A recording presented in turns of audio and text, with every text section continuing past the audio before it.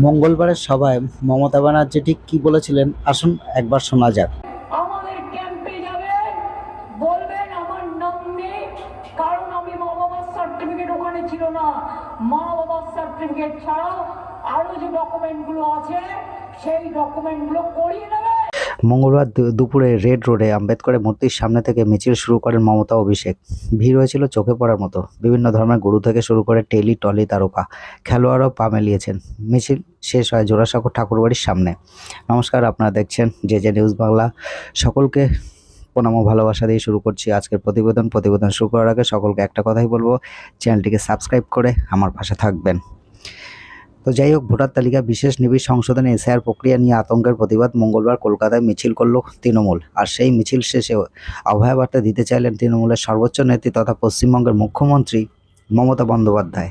নিজেকে দিদি হিসেবে তুলে ধরে মমতা বলেন, দিদি এখনও আছে, ভয় পাবেন না, ওরা কারো নাম্বার দিতে পারবে না। মমতা আরও বলেন, দরকারে ঘটিবাটি বিক্রি করে আমরা আপনাদের সাহায্য করব। যাদের কোনো কাগজ নেই তারা তৃণমূলের ক্যাম্পে যান, আমাদের কর্মীরা সমন্বয় করে সব তৈরি করার বন্দোবস্ত করবে। মমতার আগেই বক্তৃতা করতে উঠে অভিষেক বন্দ্যোপাধ্যায় জানিয়ে দিলেন, নেত্রীর অনুমতি নিয়ে তিনি বলছেন আগামী 2 মাসের মধ্যে এসআইআর নিয়ে দিল্লি যাবেন তৃণমূল।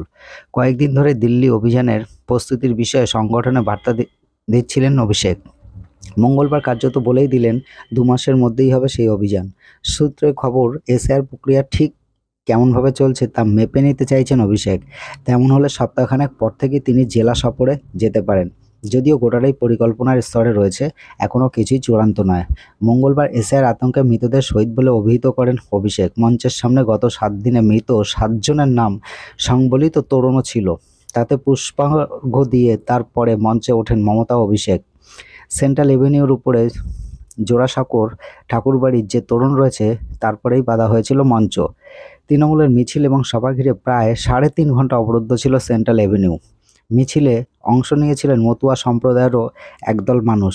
নিজস্ব বাদ্যযন্ত্র সহযোগে মিছিলে হাঁটেন তারা। সবাই বলেন, মমতা মতুয়াদের ভুল বুঝিয়ে 2 নম্বরি করে টাকা তোলা হচ্ছে। বলেছিল নাগরিকত্ব দেবে, কিন্তু দেয়নি, এখন এসব করছে। অভিষেক ও মতুয়াদের সতর্ক করে দিয়েছেন। তিনি বলেন, মতুয়া ভাই বোনদের কাছে অনুরোধ করব, বিজেপির ফাঁদে পা দেবেন না, তাহলে আপনাদের অবস্থা আসামের মতো হবে। মঙ্গলবার মমতা এবং অভিষেক কমিশনের এদিক ওদিক নিয়ে প্রশ্ন তুলেছেন। মমতার কথায়, আপনারা তৈরি থাকুন, বুথ থেকে কোর্ট, কোর্ট থেকে রাস্তা, সর্বত্র লড়াই হবে। মানুষের নাম কেটে ওরা আমাদের হারাতে পারবে না। মমতা এবং অভিষেক দুজনেই বিজেপি এবং কমিশনকে একই বন্ধনীতে ফেলে আক্রমণ শানিয়েছেন। নাম না করে মমতা আক্রমণ শানান নরেন্দ্র মোদী, অমিত শাহ, শুভেন্দু অধিকারী এবং নির্বাচন কমিশনারকে। 2002 সালের তালিকা কতটা নির্ভুল তা নিয়েও প্রশ্ন তোলেন মুখ্যমন্ত্রী।